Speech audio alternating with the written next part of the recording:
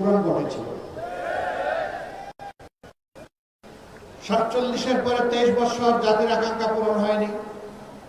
71 পরে 52 বছর সেই আকাঙ্ক্ষা পূরণ হয়নি।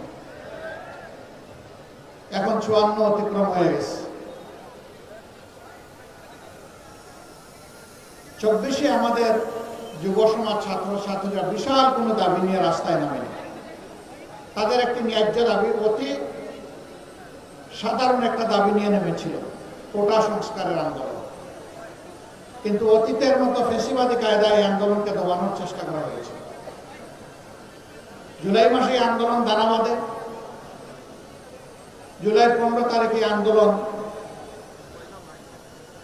জ্বলে উঠে।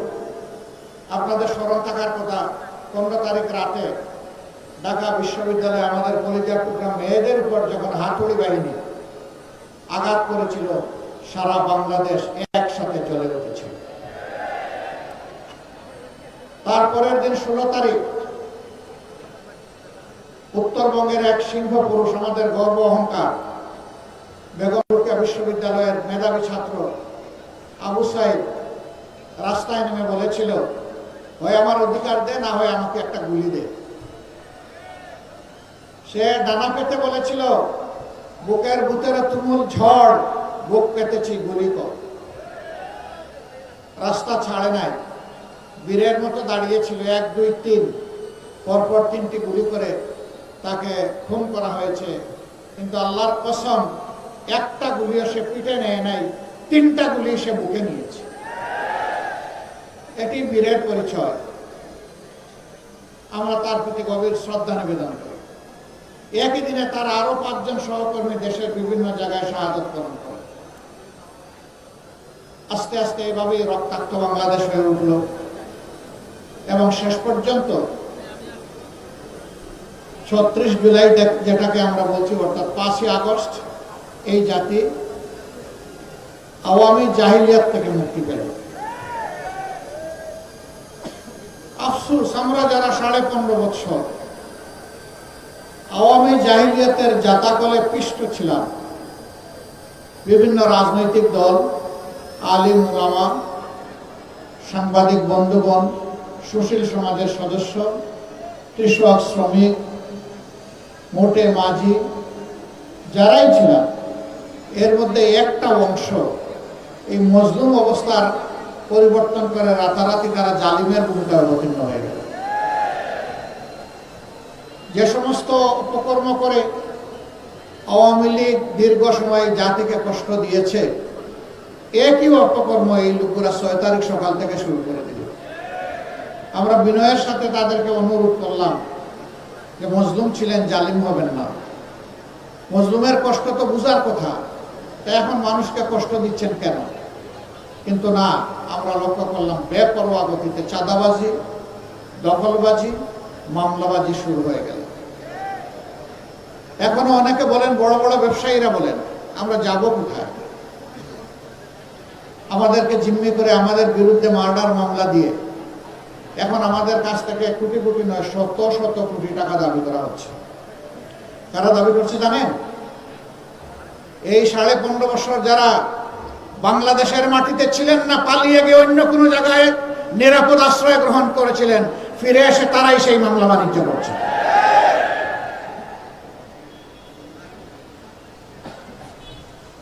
আগস্টের 6 তারিখ থেকে শুরু করে আজ পর্যন্ত 2026 সালের আজকে ফেব্রুয়ারি মাসের 8 তারিখ এই পর্যন্ত এই অপকর্ম যারা শুরু করেছিল, তারা এই অপকর্ম বন্ধ করে নাই। তাদের জ্বালায় অতিষ্ঠ সাধারণ মানুষ, ব্যবসায়ী, এমনকি ফুটপাতে যে ভিক্ষুক লোকটা ভিক্ষা করে, তার ওদের কাছ থেকে চাঁদা নেয়। আমরা কি আমাদের সন্তানদেরকে বুকে নিয়ে জুলাই মাসে এই জন্য লড়াই করেছিলাম যে এখানে পুরাতন চাঁদাবাজের বদলে নতুন চাঁদাবাজের জন্ম হবে, মামলাবাজের জন্ম হবে, ভূমি দখলবাজের জন্ম হবে, ভূমি দস্যুদের জন্ম হবে? এই জন্য তো আমরা এই লড়াই করিনি, আমাদের সন্তানেরা এই লড়াই করেনি। আমাদের সন্তানদের দাবি কি ছিল? সিম্পল দাবি, উই ওয়ান্ট জাস্টিস। আমরা শান্তিতে থাকতে চাই, আর তার জন্য সারা সমাজের সর্বত্র আমরা ন্যায় বিচার দেখতে চাই। এটাই তারা বলেছিল। এখন ন্যায় বিচার এটা আপনারা দেখেছেন একটি দল তারা মাঝে মধ্যে বলেন তারা ক্ষমতায় গেলে দুর্নীতির টুটি চেপে ধরবেন। ভালো কথা। Charity always starts from home. ভালো কাজ নিজের ঘর থেকে শুরু করা লাগে।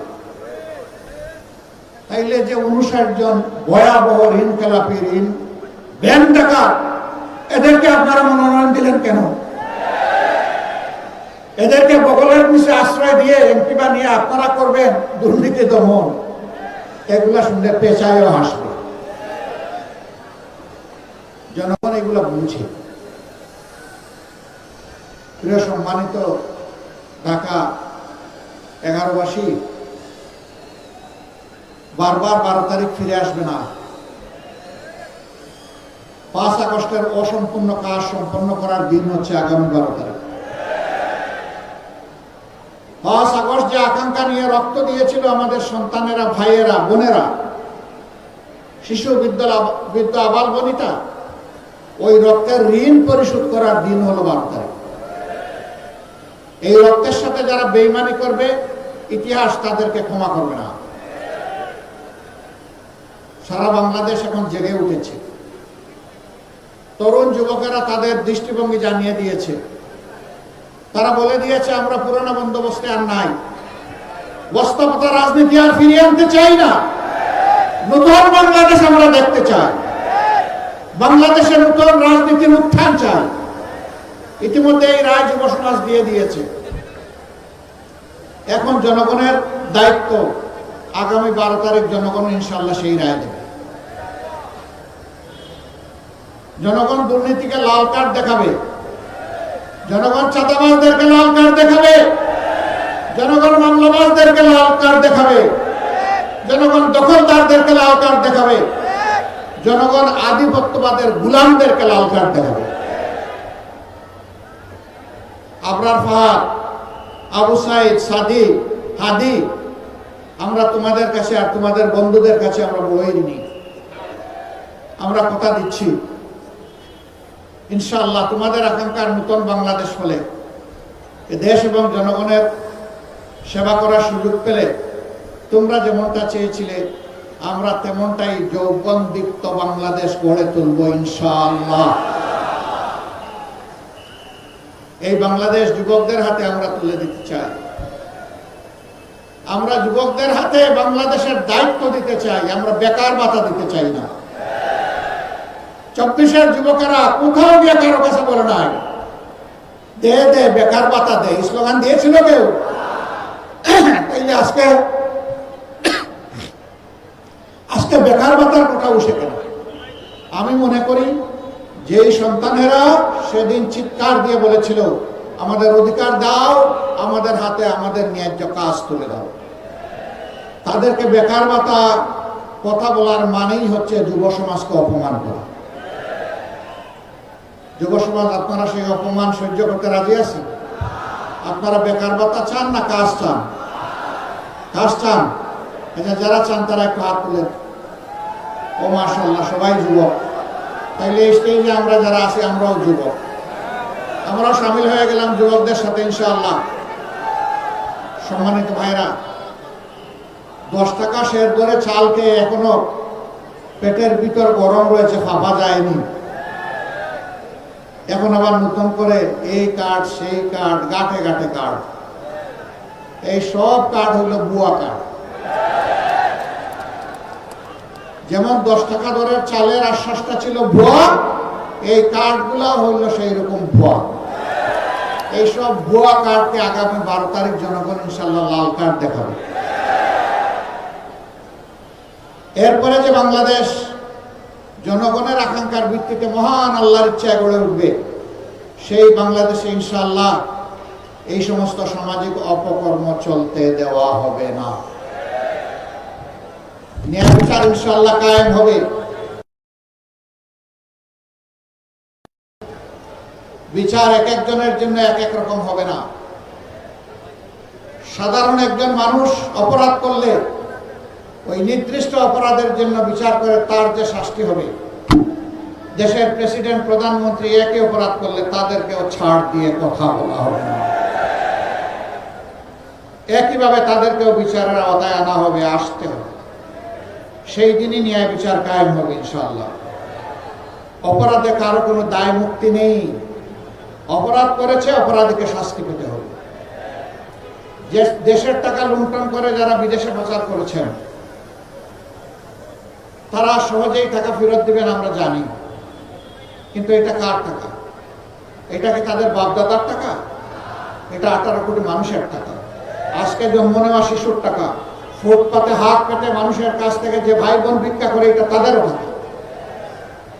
রাষ্ট্রের আয়ের 3 খাত, ট্যাক্স, বিদেশি অনুদান এবং বিদেশি ঋণ, এই 3টা মিলে রাষ্ট্রের তহবিল সমস্ত মানুষের উপরে সমানভাবে দায় বর্তায়।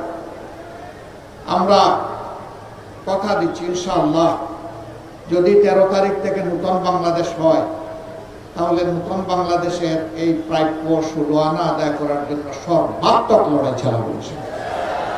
এখানে কোনো আপোষ নেই। আমাদের বার্তা স্পষ্ট, এনাফ ইজ এনাফ। যা হয়েছে যথেষ্ট হয়েছে। এই পথে আর কেউ হাঁটুক, কোনো ফ্যাসিবাদ হাঁটুক জাতি এটা দেখতে চায় না। আমরা মিথ্যা কোনো আশ্বাস জাতিকে দেব না। কিন্তু একটা কথা আল্লাহ তাআলাকে সাক্ষী রেখে বলবো, বাংলাদেশের মানুষের জীবন, সম্পদ এবং ইজ্জত, এই 3টার হবো ইনশাআল্লাহ আমরা পাহারাদার। এদেশের মালিক হব না, জনগণের সেবক হব। আর প্রতি বছর জনপ্রতিনিধিরা তাদের পারিবারিক সদস্যদের সহ জাতির সামনে তাদের সম্পদ বিবরণী পেশ করতে বাধ্য। আমরা দেখি কার শ্বশুর বাড়িতে সম্পদ হলে, সোনা হলে একটু দেখতে চাই। 15.5 বছর ভিক্ষুকের ঝুলি গলায় নিয়ে অনেকের যাত্রা শুরু করেছিল রাজনীতিতে। পরে তারা হয়েছে হাজার হাজার কোটি টাকার মালিক, এবং নিজের বাপের বাড়ি যতটা ধনী শ্বশুর বাড়িতে বানাইছে তার চেয়ে বেশি। ওই চুরির টাকা কোথায় রাখবে? জনগণের চুরির টাকা নিয়ে ওখানে রেখেছে।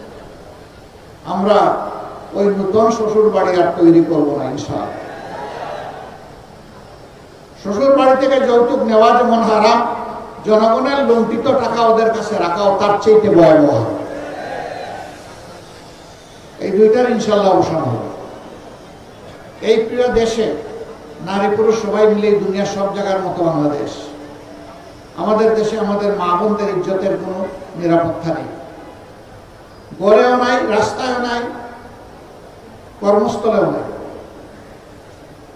ইনশাআল্লাহ অগ্রাধিকারের ভিত্তিতে এইটাই আগে নিশ্চিত করা হবে। যে জাতি তাদের মাদেরকে সম্মান করতে জানে, সেই জাতিকে আল্লাহ তাআলা সম্মান বাড়িয়ে দেন। আর যে জাতি তাদের মায়েদেরকে, মায়ের জাতিকে, মা বোন এবং মেয়েদেরকে সম্মান করতে জানে না, আল্লাহ তাআলা কিভাবে তাদেরকে সম্মানিত করবেন? 2জন মানুষ ছাড়া সবাই মায়ের গর্ভ থেকে দুনিয়া এসেছে। হযরত আদম আলাইহিস সালাম এবং হযরত হাওয়া আলাইহিস সালাম। বাকি সবাই মায়ের পেট থেকে দুনিয়া এসেছে। হযরত ঈসা ইবনে মারইয়াম আলাইহিস সালামের বাবা ছিলেন না, কিন্তু মা ছিলেন। মায়ের ঋণ শোধ করা কোনো সন্তানের পক্ষে সম্ভব নয়। সেই মাকে একটু সম্মানও দেখাবো না, এর চাইতে বড় জুলুম আর কি হতে পারে? ইনশাআল্লাহ আমরা তাদের সম্মানটুকু এবং নিরাপত্তাটুকু ইনশাআল্লাহ আমরা নিশ্চিত করব। আল্লাহ যেন আমাদেরকে তৌফিক দান করে। যুবক বন্ধুরা, তোমরা তৈরি হয়ে যাও বাংলাদেশের দায়িত্ব গ্রহণ করার জন্য। আজকে যে নাহিদ ইসলামকে এখানে আমরা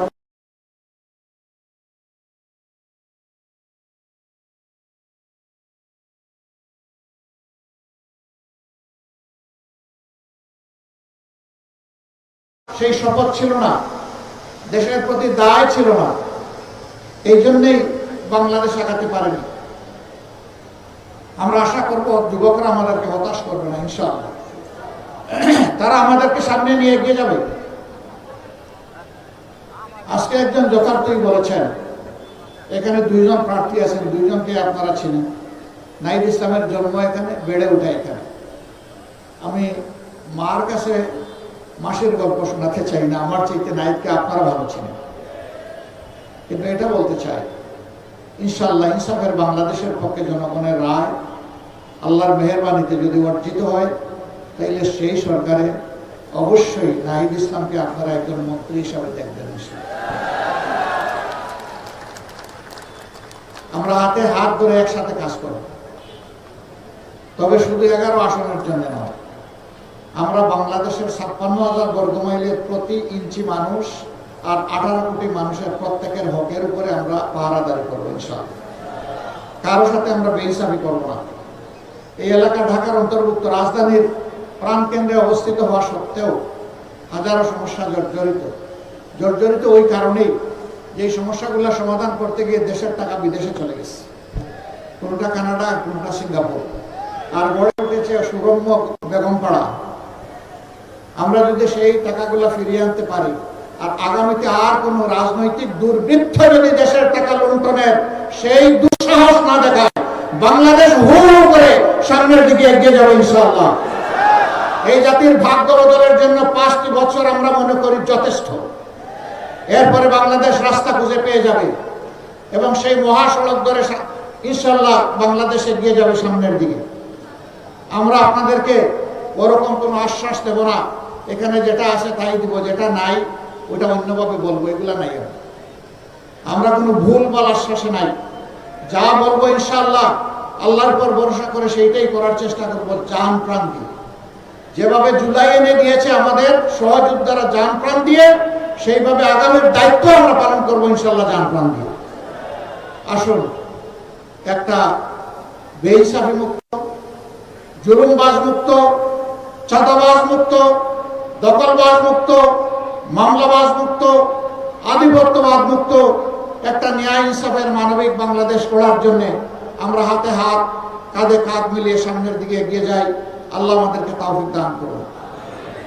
এবার আমি 11 দলের পক্ষ থেকে আমাদের স্নেহভাজন জাতীয় নাগরিক পার্টির আহ্বায়ক, জুলাই সেনাপতি, তার হাতে আমরা 11 দলের প্রতীক আমরা তুলে দেবো ইনশাআল্লাহ। 11 দলের শীর্ষ দায়িত্বশীলদেরকে আমি একটু সামনে আসার জন্য অনুরোধ করব।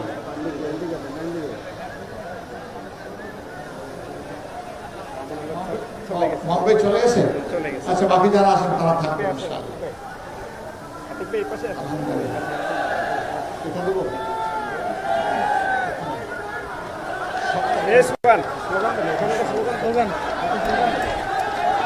ভাই, প্রতীক আছে? কোন সে প্রতীক? একটু জুড়ে, আরো জুড়ে ইনশাআল্লাহ, মাশাআল্লাহ। ভাই বোনদের ইনশাআল্লাহ 12 তারিখ দলে দলে সমস্যরে সকাল সন্ধ্যা সারাদিন সিল মারো ভাই, সিল মারো, সিল মারো ভাই, সিল মারো ইনশাআল্লাহ। বিজয় মেলা 12 তারিখ ইনশাআল্লাহ হবেই হবে। মাশাআল্লাহ, সবাইকে ধন্যবাদ। এখন থেকে ঘরে ঘরে শাপলা কলি ইনশাআল্লাহ, কলি কলি থাকবে না। 13 তারিখ শাপলা হয়ে পড়বে ইনশাআল্লাহ, এবং শাপলা সবাইকে বুকে ধারণ করে সামনে এগিয়ে যাবে। আমি এখানে জামাতে ইসলামী সহ সকল দলের 11 দলের যারা আছেন তাদের সকলকে বলবো, আমাদের কাছে একটা ভোট বড়ই দামি, একটা সিট বড়ই দামি। আমাদের প্রত্যেকের একটা ভোট দরকার এবং এখানকার একটা সিটও দরকার। এই ভোটগুলোকে শাপলার বাক্সে ঢুকানো পর্যন্ত এখন থেকে পাহারাদারি করবেন ইনশাআল্লাহ। কাউকে ছেড়ে দিবেন না।